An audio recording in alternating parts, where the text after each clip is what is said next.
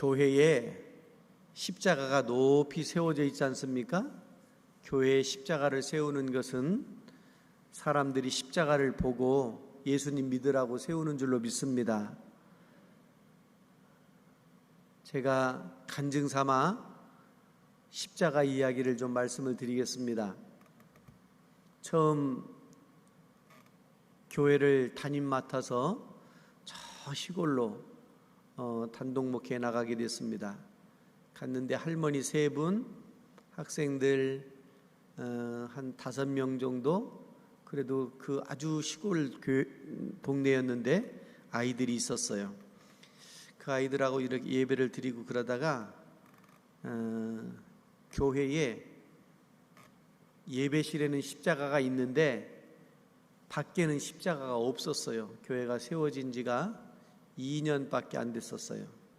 거의 개척한 것과 다를 바가 없이 그렇게 시작을 했는데, 교회마다가 밖에 건물에 십자가가 없는 것이 제가 마음이 조금 편치가 않았어요.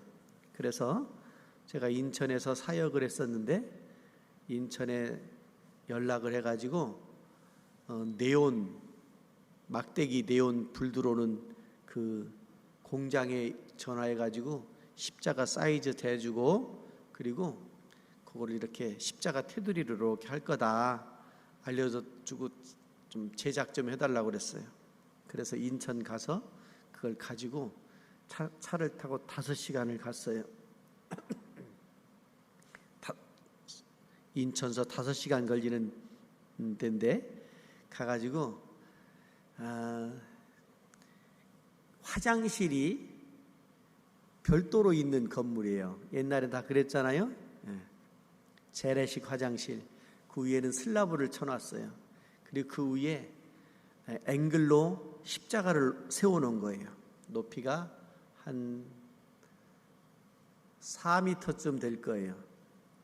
거기에 올라가서 그 네온 공장 하시는 분이 자세히, 이거 내가 가서 작업할 건데 자세히 어떻게 하는지 알려달라고 그랬더니 자세히 알려줬어요. 그래서 십자가에다가 이렇게 피스를 박아서, 그 나사못을 박아서 고무로 이렇게 붙여놓고 쭉 그렇게 한 다음에 이거를 이제 철사로 이렇게 묶으라고. 그런데 그 4m밖에 안 되는데 저 슬라브에서부터 4m니까 올라가서 보니까, 아래서 볼 때는 별스럽지 않은데 올라가서 보니까 아이고 이게 만만치가 않은 거예요. 의지할 데도 없고 사다리도 아니고 그냥 그 매달려 가지고 다리 걸고 매달려서 그 작업을 쭉 하는 거예요.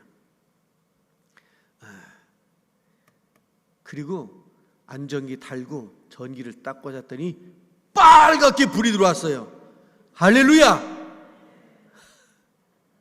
너무 기뻤어요. 너무 기뻤어요.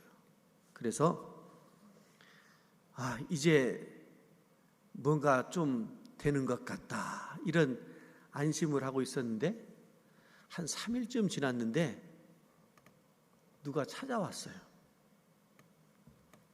그래서 인사하고 어떻게 오셨냐고 물었더니 자기는 요 동네 사는 주민인데, 그때는 전도사 때였으니까, 전도사님 저 십자가 불 끄면 안 되냐고 이래요.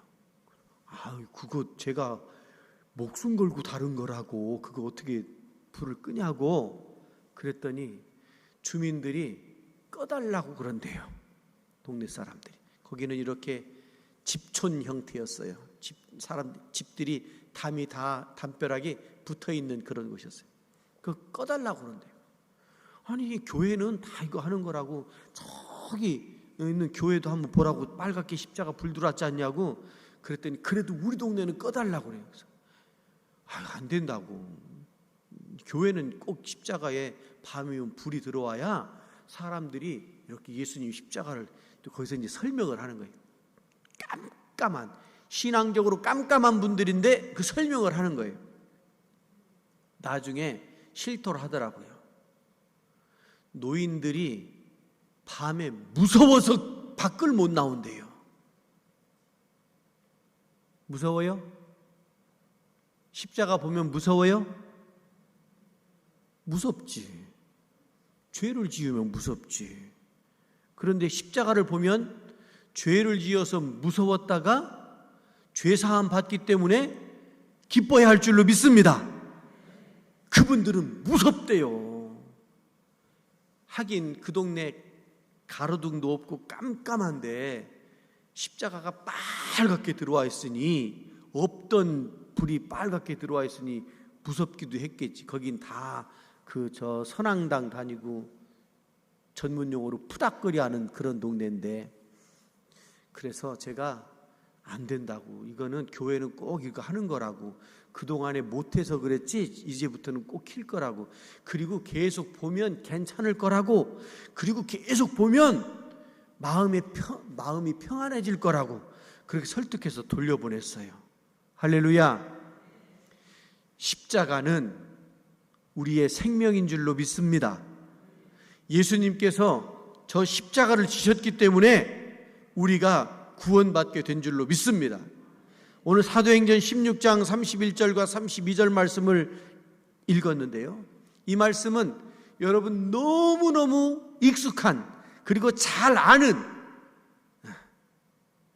벌써 본문만 딱 읽어도 목사님 무슨 설교할지 뻔히 아는, 그만큼 익숙한, 그러나 그래서 그만큼 중요한 말씀이 주 예수를 믿으라, 그리하면 너와 네 집이 구원을 얻으리라. 할렐루야. 이 말씀인 줄로 믿습니다. 그런데요, 어떻게 우리가 구원을 받을 수 있을까? 어떻게 우리가 구원받을 수 있을까? 너무너무 잘 알아요. 그런데 방법이 나오잖아요. 어떻게? 그냥 믿음이라고 하는 것이, 십자가라고 하는 것이 머릿속에만 있는 관념적인 것이 아니고 우리의 삶을 통해서 행동으로 나타나고 우리의 입을 통해서 구체적으로 고백되어져야 하는데, 그리고 신앙적으로 살아내야 되는데, 그리고 우리가 예수님의 거울이 되어서 예수님, 내 삶을 통해서 예수님이 비춰져야 되는데, 그래야 구원받는다고 말씀하고 있잖아요. 그런데요, 처음 복음을 접하는 사람은 이런 걸 몰라요. 이런 걸 몰라요. 그래서 여기 빌립보 감옥의 간수장도 그걸 몰랐어요. 그래서 물어요. 어떻게 하여야 구원을 받을 수 있습니까? 이걸 물어요. 예수님께서 친절하게 대답해 주시죠. 예수님께서가 아니고 바울을 통해서 친절히 대답해 주잖아요. 주 예수를 믿으라, 그리하면 너와 네 집이 구원을 얻으리라. 할렐루야.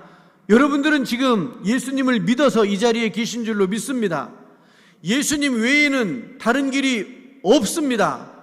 오직 유자를 써서 유일하신 하나님, 오직 예수 그리스도를 통해서만 우리가 구원받게 되는 줄로 믿습니다.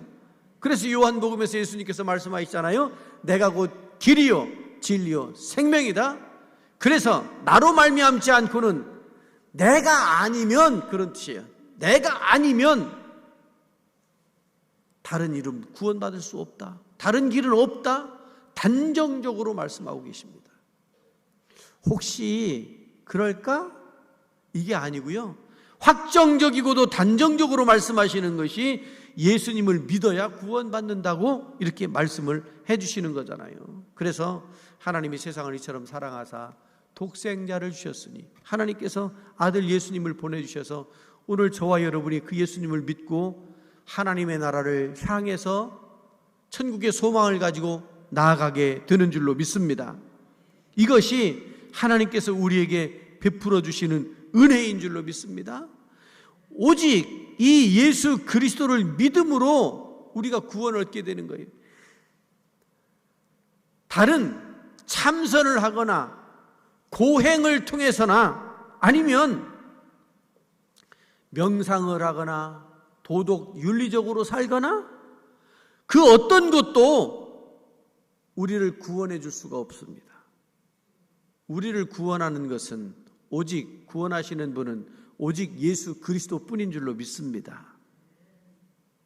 자, 그러면 우리가 예수님을 믿어서 구원받는다고 했는데, 그러면 예수님을 믿는다고 하는 말이 뭔가?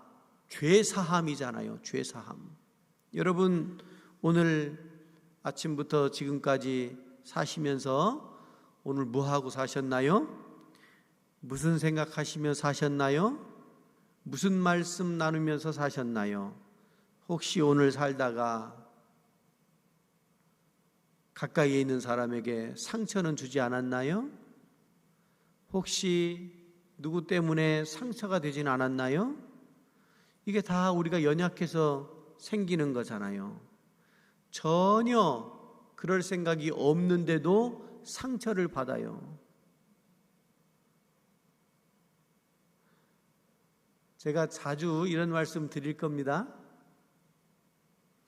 혹시 제가 이번 주일날 또 이 말씀 또 드릴 수 있을 것 같아요. 뭐냐면 여러분 교회 오셨잖아요.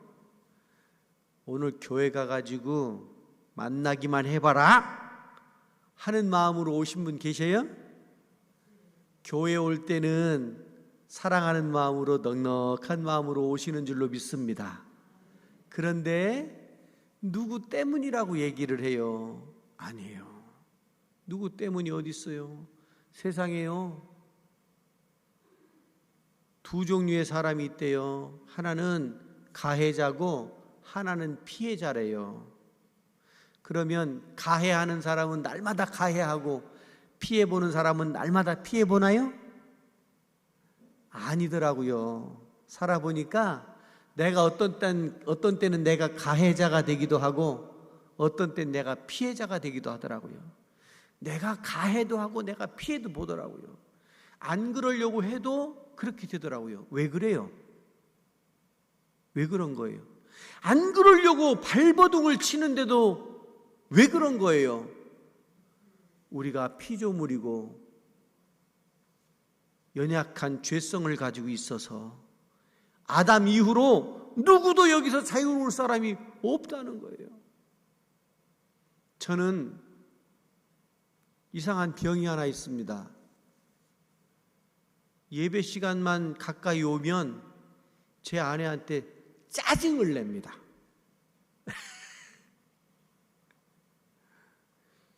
안 그래야지 하는데 밥 빨리 달라고 그러고 조금 늦는 것 같으면 안 먹어! 예배 끝나고 먹을 거야! 설교자에게 그런 게 있습니다.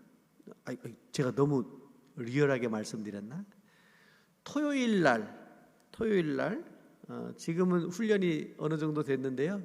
토요일 되면 여보, 토요일 되면 나 건드리지 마. 여러분, 토요일 되면 목사님 건드리지 마세요. 왜 아멘 안 하세요? 제 아내도 안 건드려요. 토요일 되면 건드리지 마세요. 저 말씀 준비하고 묵상하고 기도하고 그래야 되는데 쿡 찔러가지고 그냥 간지럼 태우거나 쿡 찔러가지고 아프게 하거나 그러면 예배를 준비하고 설교 준비하는데 지장이 커요. 결국 손해 누구냐면 여러분들이 손해보는 거예요. 그 토요일 날은 여보 건드리지 마 그랬더니 제 아내가 참 착해요. 안 건드려요. 얼마나. 여러분, 우리가요 어떤 때는요 가까운 사람에게 가까이에 있는 사람에게 상처를 준단 말이에요. 멀리서 상처 안 받아요. 가까운 데 있는 사람한테 상처를 받죠. 안 그러려고 해도 다짐을 하고 또 다짐을 해도 왜 그러냐고요. 왜 그러냐고요. 우리가 연약한 죄인이어서 그래요. 그러면 나도 연약하고 옆에 있는 사람 한번 봐요. 아이고 주름도 많이 갔구나. 옆에 있는 사람도 불쌍히 여기시기 바랍니다. 나만 불쌍히 여겨달라고 그럴 것이 아니고 옆에 있는 사람도 한번 봐봐요. 아이고, 오늘 또 하루 종일 얼마나 뛰다가 저렇게 왔을까. 아이고 불쌍해라 하는 이런 마음이 긍휼히 여기는 마음이 있어야 우리가 주님 앞에 설 수 있게 될 줄로 믿습니다. 왜 나만 불쌍히 여겨달라고 그러고 나만 긍휼히 여겨달라고 주님 저를 좀 봐주세요 그래요. 여러분들을 볼 생각을 안 하고 그런 거거든요. 여러분 죄사함을 받아야 우리가 구원받아요. 죄사함 받는 것 어떤 것으로도 안 된대요. 예수님께서 십자가를 지셔서 대속의 은혜로만 가능하대요. 그러므로 회개하여 회개에 합당한 열매를 맺고 회개에 합당한 열매를 맺고 마태복음 3장에서 하시는 말씀이거든요. 여러분, 내가 속사람이 변해야 되는데 말만 가지고는 안 돼요. 예수님을 의지해야 돼요. 하나님께서 능히 이 돌들로도 아브라함의 자손이 되게 하시리라. 이미 도끼가 나무 뿌리에 놓였으니 좋은 열매 맺지 아니하는 나무마다 찍혀 불에 던져지리라. 여러분, 회개는요, 지난 날을 청산하는 겁니다. 회개하는 죄사함이 있어야 우리가 구원을 받습니다. 모르는 사람 없습니다. 회개해야 된다고 하는 것, 그래야 구원받는다고 하는 것 모르는 사람이 없습니다. 그러면 오늘 회개했나요? 회개하고 회개에 합당한 열매를 맺고 계시나요? 이거를 지금 하나님께서 성경을 통해서 우리에게 끊임없이 묻고 계시잖아요. 그리고 물으면 우리가 대답을 해야 되잖아요. 대답할 때까지 물으시잖아요. 반복적으로 그러시잖아요. 여러분, 우리가 어떻게 구원을 받을 수 있을까? 세 번째로요, 물과 성령으로 거듭나야 구원받는다. 이게 요한복음 3장에서 하시는 말씀이에요. 니고데모라고 하는 멋진 사람이 있었습니다. 니고데모는요, 정말 제가 봐도 멋져요. 지적으로도 그렇고 명예도 그렇고 관원이었잖아요. 젊은데 관원이었어요. 정말 멋진 사람이었어요. 유대교 신앙도 괜찮은 사람이었어요. 그런데 삶이 곤고한 거예요. 밖으로 보여지는 것, 포장되어진 것 아무리 그럴듯해도 속은 허전한 거예요. 여러분, 연극 배우들이 무대에서 열심히 그 역할을 하고 무대 뒤로 딱 내려가면 마음이 어떻대요? 마음이 허전하대요.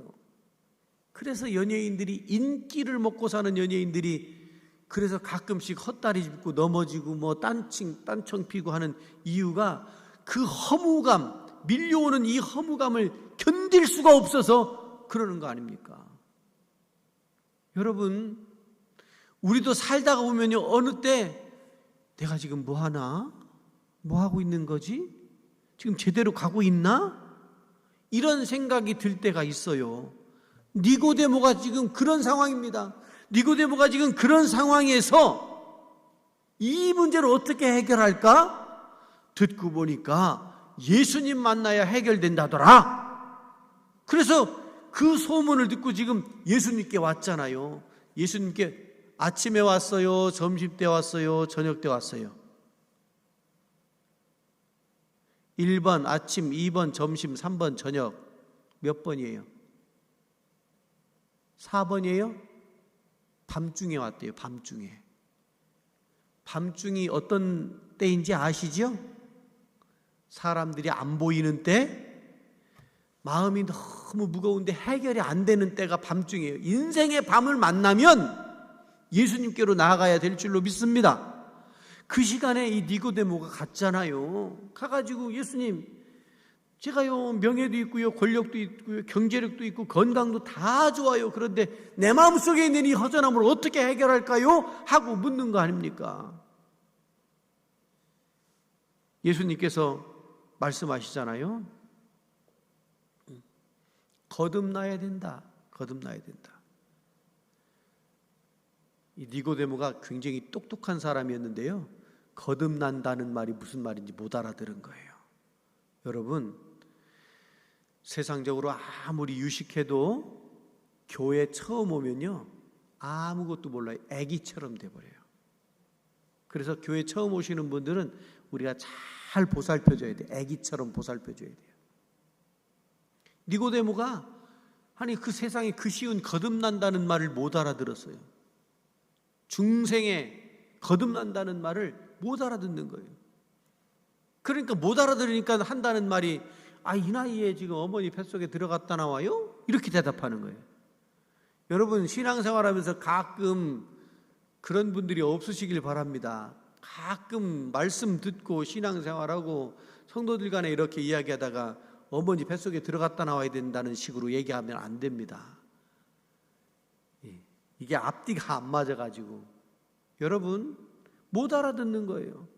어떤 때는 진짜 못 알아듣기도 하지만 어떤 때는 못 알아듣는 척도 해요.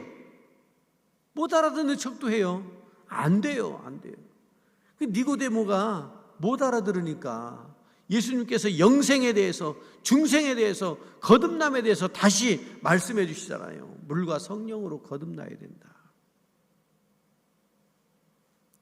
거듭난다고 하는 건 변화를 의미하지 않습니까? 변화.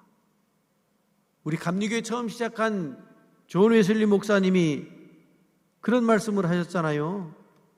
거룩하게 변하지 않으면 그리스도인일 수가 없다. 그걸 성화, 교리, 성화라고 이렇게 말을 해요. 죄사함을 받은 사람은 분명히 변화되어져야 됩니다. 아침보다 저녁이, 어제보다 오늘이, 작년 2023년보다 이제 새롭게 시작되는 2024년도가 다시 변화되어질 수 있는 기회인 줄로 믿습니다. 어렵지요. 힘들었지요. 복잡했지요. 그러나 새해를 주는 것은, 새로운 시간을 주는 것은 내려놓고 다시 시작하라는 그런 말씀인 줄로 믿습니다. 굉장히 중요한 시점에 우리가 지금 놓여 있는 거예요. 2024년도 새롭게 시작되고 있잖아요. 이게 기회, 이런 게 기회예요. 하나님께서 우리에게 주시는 기회인 줄로 믿습니다. 이 기회를 놓치면 자기만 손해인 거예요. 여러분, 우리가 이 땅을 살아가는 동안에 정말 하나님 앞에 죄인된 모습으로 회개하면 변화되어져서 거룩해지고 예수 그리스도를, 오직 예수 그리스도만을 믿고 그렇게 하고 주님께로 나아가고 우리가 영적 구원을 받아야 될 줄로 믿습니다. 그러면 여러분들을 보고, 우리들을 보고 저 십자가에, 빨간 십자가에 예수 그리스도, 피 흘리시는 그 예수 그리스도를 보고 세상 사람들도 나도 예수 믿고 구원받아야 되겠다. 인생의 곤고함의 문제를 해결하고 죄된 그런 문제들을 해결받게 될 줄로 믿습니다. 바라기는 여러분들이 다시 한번 점검되어질 수 있기를 바랍니다. 주 예수 그리스도를 믿음으로 구원의 자리에 깊이 들어가실 수 있기를 바랍니다. 기도합니다. 자비하신 하나님 아버지, 이 저녁에 저희들을 부르셔서 예수 그리스도를 믿는 그 믿음을 다시 한번 확인하게 하시고, 그리고 그 믿음 안에 온전히 세워지게 하셔서 구원의 확신 가운데 세워지게 하시니 감사를 드립니다.